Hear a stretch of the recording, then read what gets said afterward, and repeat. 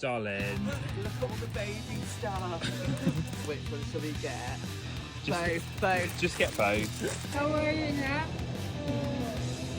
かわいいな。こんにちは。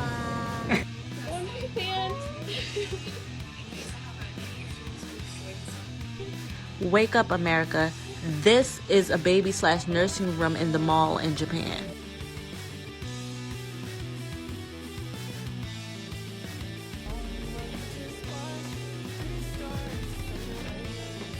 皆さん、おはこんばんにちは。ずんだジャパンなのだ。海外ママたちが日本に来るとこぞって涙を流してしまうのはご存知だろうか。子供たちと母親のことを考え抜いた優しすぎる配慮にみんな感動してしまうのだ。これは日本が赤ちゃんが好きだからこうなったのではない。日本人が何百年もかけて育んできたある生き方が製品や街などに宿っているからだ。今日はその正体を明かしていくのだ。また動画の後半では子供以外にも日本が力を入れ称賛されているものを紹介していくのだ。 Looking for affordable baby products in Osaka, Japan? You have to visit Akachan Honbo, one of Japan's largest and most popular baby store chains. This outlet has 4 full levels of baby essentials from baby food, bottles, skincare, and diapers, to carriers, strollers, toys, and even baby clothes from newborn to toddler. They also have everything you need, so both mommies and babies are well covered. You'll find local Japanese brands like Wakodo, Pigeon, and full of baby snacks, rice porridge, and food pouches for every stage. Convenient, clean, and perfect for travel. There's also a nursing room and diapers primarily. And bring empty shopping bags. 赤ちゃん本舗ってちょっとおむつだけ買うつもりで入ると危険なのだ。気づいたらこの離乳食便2層、この服かわいすぎ。デカゴが育っていくのだ。このお店に入った時のワクワク感はドラクエのダンジョンに入った時と同じくらいワクワクするのだ。Darling. Look at all the baby stuff. Which one shall we get? Both. Just get both. Don't freak out. No. It's for the nursery. It's bigger than you. That's not going to get on the plane. Have you not heard of a thing called international shipping? This is what I have to deal with. Look how cute they are. We don't even know what size our kid's going to be. That's why you get a few different sizes. Oh my god, they are so cute. No. But it's a bear hat. Look. We don't need it. Okay, what about this one? You are so bad. Why are we looking at children's books when they're in Japanese? Google Translator. We cannot Google Translate bedtime stories. Cute. Wait, now this is an essential. Right. Cutlery set. Oh. But first chopsticks. That is actually quite cool. Right, put it in the basket. Darling, this basket's getting a little bit full. Don't just stand there, get another one.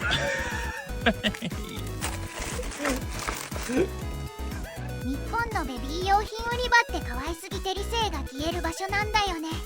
しかもサイズわからない。じゃあ全部のサイズ買っとこうの流れ、親バカすぎる。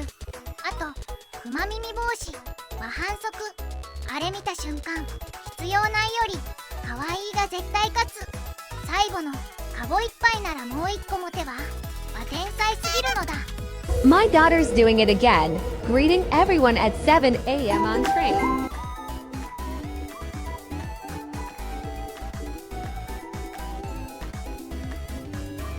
毎朝7時に電車で社交界を開く娘さん。語彙力エグすぎて将来有望なのだ。そしてそんな社交界に付き合ってくれるご婦人の方々も素敵なのだ。初めて会った子にも我が子のように接することができるのは日本だけなのだ。 I swear, Japanese people keep solving problems I didn't even know existed. You know that half-awake 3 a.m. chaos, guessing scoops, formula powder everywhere? Japan was like, what if cubes? Looks like sugar cubes, but it's baby formula. 1 cube equals 1 serving. No mental math, just really. Drop, add water, shake, done. It's wildly clever. What do you think? Genius or total nonsense? 深夜3時の育児ってもはや脳みそ半分のグアウト状態なのだ。そんな時にスプーン何杯入れたっけ？お消し去る日本。発想が強すぎるのだ。僕も炊飯器でお米炊く時よくこれになるのだ。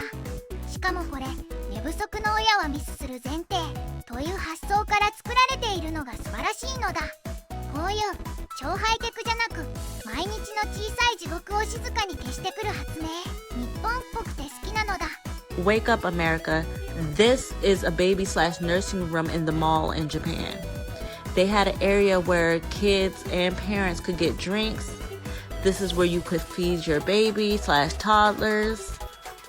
They even had an area where you can wash your baby stuff.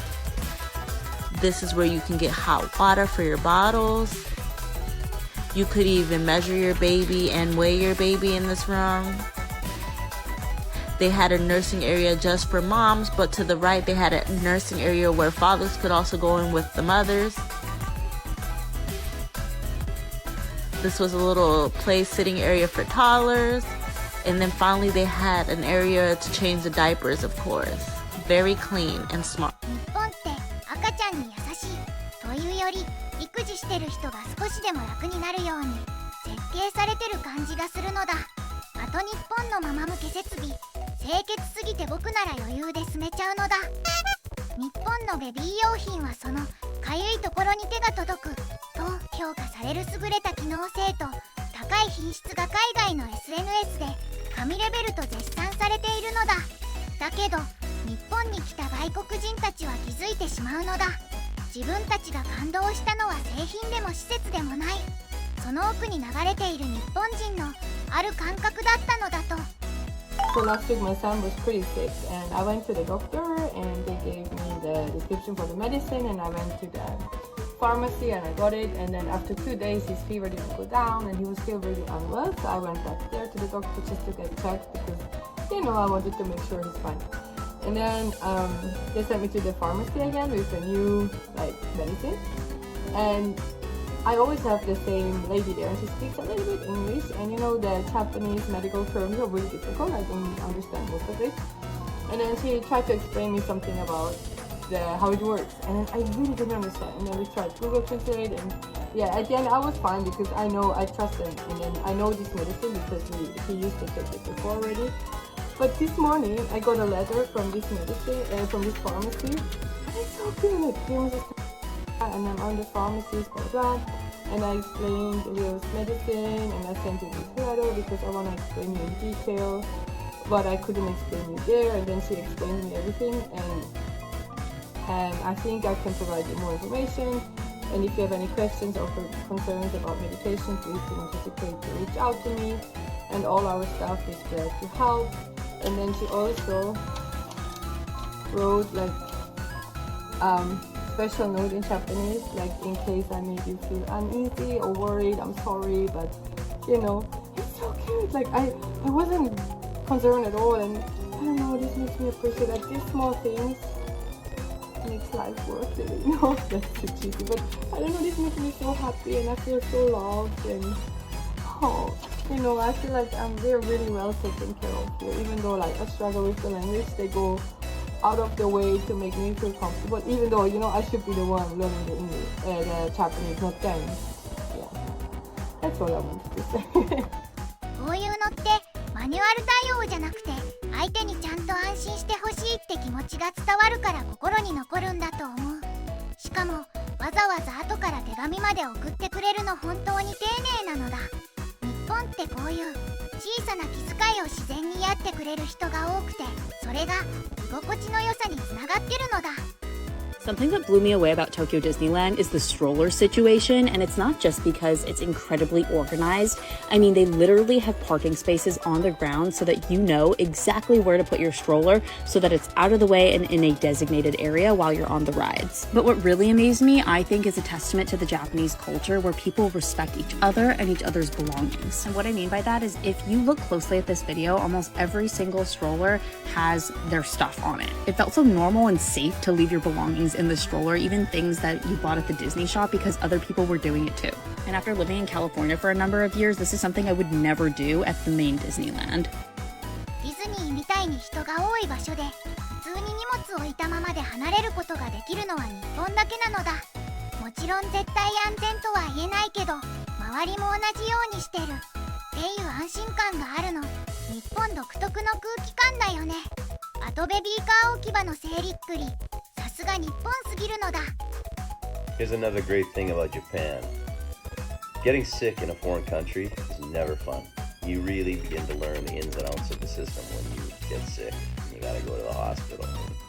That's what I had to do. I actually didn't want to go to the hospital, but getting sick here with the company I'm at, they demand a doctor's note or I don't get paid, even though they can tell I'm really sick. But I went into the hospital and got checked up and everything. They were very good, helpful with me. Had all sorts of modifications to allow me to be able to communicate in Japanese. I'm okay, but I'm not great when it comes to specific language with help and stuff in the hospital. I was a little lost. We had these translation devices there that help us navigate through that. And then I went to pay at the end. Had told them that I do have insurance through the company I'm working with, but I don't have the card yet. It's coming. And they just said, you know what? Don't pay us today. You go on your way. Come back on the 12th of January with your card and pay us then. I couldn't believe it. How nice is that, right? I can't imagine any hospital in any country letting me walk out the door when I have cash in hand to pay them and say, yeah, just come when you got your insurance and pay us when you got your insurance card. I just thought it was such a typical Japanese experience for me. I find constantly people are thinking 海外で体調崩してる時って言葉もわからないし、ちゃんと伝わってるかなって不安になると思う。そんな時に今日は払わなくて大丈夫ですよって言われたらお金以上に安心をもらった感じするよね。こういう小さい体験の積み重ねで日本ってなんか安心するって感じる外国人が多いのだ。日本人は声を上げられない存在を放っておけない民族なのだ。それは赤ちゃんだけではない。目の見えない人のための点字ブロック、足の不自由な人のためのゆっくり閉まるドア、頼まれてもいない、それでも先回りして動く。これらは全て声なき存在に対しての日本人からの答えなのだ。この国に生まれた全員がこの敬意を受け取っているのだ。次からはそんな敬意を示している姿を紹介していこう。 Let's show you how to get to the train station. Beautiful. Let's go. Don't take your sister out. Through the door.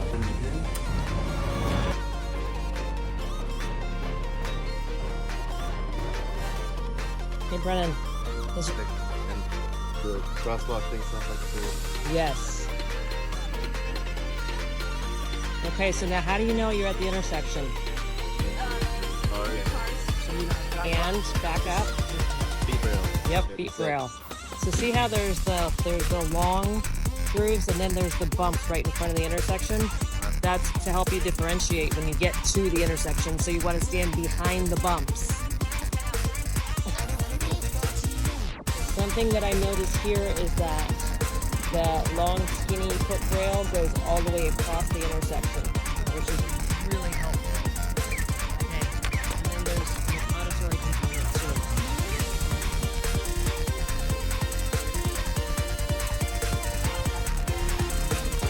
I'm blind and I'm currently at Tokyo Disney Sea, and the this map is tactile, high color contrast, large print, and braille. Unfortunately, it's only in Japanese. But I've never seen anything like this at any amusement park I've ever been to. In terms of accessibility, this is so incredible. Any guest who is blind or visually impaired is allowed to get one of these. And it has all of the different sections you can flip through with all of the information you need. It's all like such well done braille. It's like the plastic braille, so it can't just rub down like paper, but it's not sharp. Only braille readers will understand what I mean. And it has all the different areas. It's all tactile. This is so cool. I love the accessibility. 目が見えるというのは多くの人にとって当たり前のこと。けど、日本はそれが当たり前じゃない人にとっても便利な国であるように街づくりしてるのだ。点字ブロックだけじゃなく、音も使って案内してるから、街全体でサポートしてる感があるのだ。でも東京ディズニーランドまで点字対応してたのは知らなかったのだ。There's my experience with accessibility in Tokyo, Japan as a wheelchair user. First, I want to talk about public transportation. The platforms had accessibility markings to show you which car has the wheelchair space. You can ask for ramps if the gap is too wide. There are also maps that tell you which cars have the wheelchair spaces and narrow gaps, so you can be sure the stop you get off at is accessible. Otherwise, if you ask for a ramp, they'll have someone waiting for you at your next station. The spaces on the train were much larger than I'm used to in America, and there were pink ones, which was a bonus.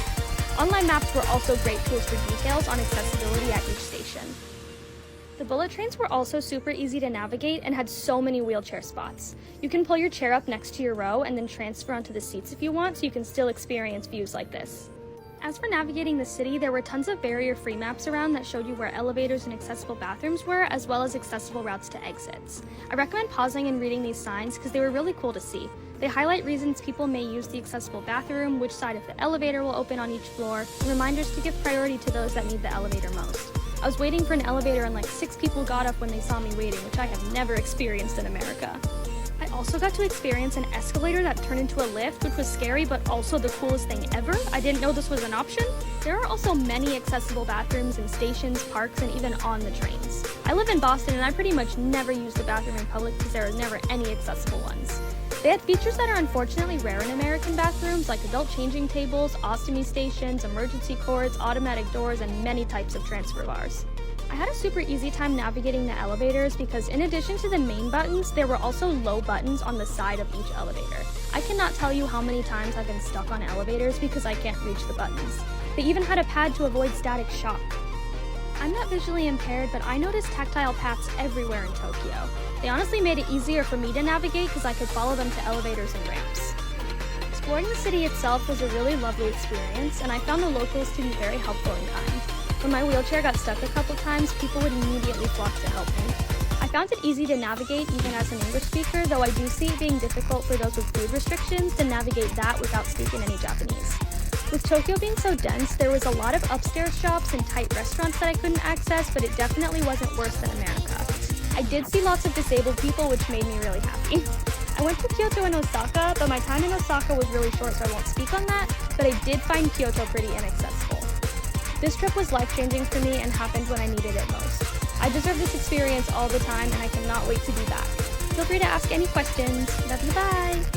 日本って完璧にバリアフリーってわけじゃないんだけど、サポートや配慮はかなり強いのだ。特に電車で次の駅まで連携してスロープ準備してくれるのめちゃくちゃ丁寧なのだ。その一方で渋谷みたいな昔からある街は階段だらけだったり店が狭かったりして街の構造そのものがまだ課題なんだろうなとも思うのだ。でも困ってる時に周りが自然に助けようとしてくれる空気はすごく日本らしいなって感じるのだ。あなたが赤ちゃんだった頃、言葉も話せない、不満も言えない、ただ泣くことしかできなかった頃、日本という国はあなたのことを先回りして考えていたのだ。ベビー用品の品質の高さも病院スタッフの丁寧さも全てはあなたのためだったのだ。外国人が涙を流すのはそんな声なき存在を守り続けてきた日本人の